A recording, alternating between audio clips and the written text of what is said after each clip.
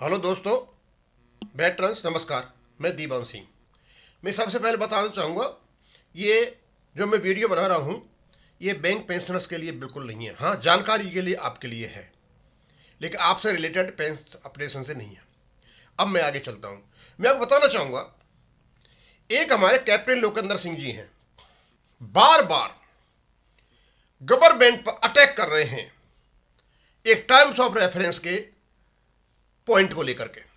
Cost of non funded and non contributory pension, Bharat सरकार ने पूछा सीपीसी से, भैया कॉस्ट बताओ कितनी होगी। अब ये कॉस्ट ऑफ नॉन फंडेड और नॉन कंट्रीब्यूटरी पेंशन है क्या? ये कहते हैं इस क्लॉज को हटाइए, तो भैया क्या फिर फंडेड और क्या नाम है कंट्रीब्यूटरी लेकर के आए क्या? लोकेंद्र सिंह, आपको एनपीएस चाहिए क्या आपको यूपीएस चाहिए? क्या कहना चाहते हो? कॉस्ट ऑफ नॉन फंडेड और non contributory pension scheme old pension scheme है, जो हम पर लागू है, सारी फौजों पर लागू है। तो आप क्या चाहते हो कि मिलिट्री वालों के लिए एनपीएस आ जाए?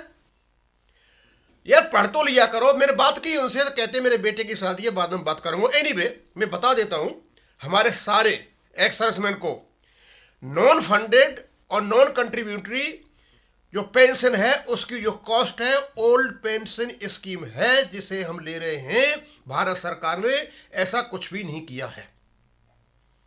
अब आते हैं आगे। अब जो सिविलियंस जो उधर हल्ला मचा रहे हैं, उनका अर्थ दूसरा ये है, क्योंकि ये जो कॉस्ट इसकी जब पूछ रहे हैं तो फिर एनपीएससी क्यों नहीं पूछ रहे, यूपीएससी क्यों नहीं पूछ रहे? उनके दिमाग में हो सकती है, लेकिन इन्होंने दे दमादम बना रखा है। क्या non funded pension, if non funded pension scheme no separate fund is created advance, कोई फंड नहीं होता ओपीएस में। The employ does not set aside money regulatory for future pension, के लिए कोई पैसा नहीं करता। जैसे पेंशन फंड बना है बैंकों में, एलआईसी में और कई जगह पेंशन फंड बने हुए हैं। पेंशन इज पेड डायरेक्टली, और ये जो पेंशन है डायरेक्टली पे की जाती है, जो कि भारत सरकार का जो बजट आता है उसमें उसको एडजस्ट किया जाता है। The employers current revenue at the time of it becomes due, therefore the entire burden stage होता है, और सारे का सारा बर्डन रहता है गवर्नमेंट पे, एम्प्लॉयर पर रहता है। तो भैया इसको क्यों बंद कराना चाहते हो? दूसरे कंट्रीब्यूटरी, नॉन कंट्रीब्यूटरी पेंशन। अब ये कंट्रीब्यूटरी पेंशन क्या है? जो एनपीएस स्कीम है वो कंट्रीब्यूटरी है, लेकिन old pension scheme non contributory है।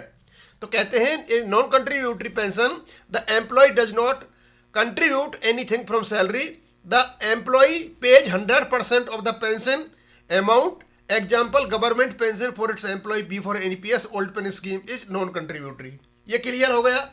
Putting it together, so cost of non-funded and non-contributory pension means the total liability or burden on the employer for paying pensions without any employee contribution, without any separate fund।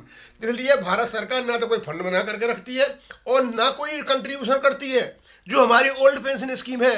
Otherwise old pension scheme के अलावा जितनी भी pension है उन सारी pension में fund बनता है, उनमें कंट्रीब्यूशन होता है, जैसे बैंक में चल रहा है, और अभी तो सिविल में, सेंट्रल में, स्टेट में एनपीएस चला है, वो कंट्रीब्यूटरी पेंशन स्कीम है। भारत सरकार कंट्रीब्यूट करती है, इधर से एम्प्लॉय कंट्रीब्यूट करते हैं, उनका एक पेंशन फंड बनता है।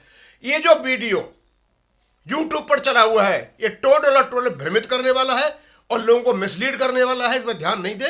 भारत सरकार ने केवल और केवल कॉस्ट पूछा है ओल्ड पेन स्कीम का कितना खर्चा होगा, बस।